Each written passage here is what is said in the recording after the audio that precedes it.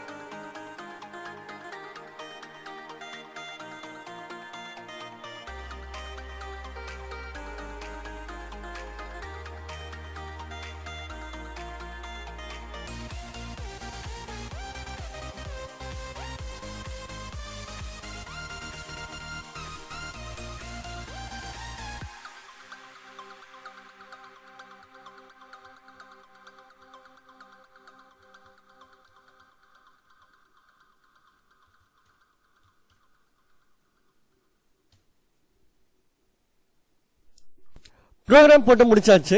இப்ப நான் உங்களுக்கு எக்ஸ்பிளைன் பண்றேன். கொஸ்டின் பாத்தீங்கன்னா 2 அரேஸ் ஈக்குவலா இல்லையான்னு செக் பண்ணி பிரிண்ட் பண்ண சொல்லிருக்காங்க. சோ அதுக்கு நம்ம ஃபர்ஸ்ட் இம்போர்ட் java.util.arrays கொடுத்தாச்சு.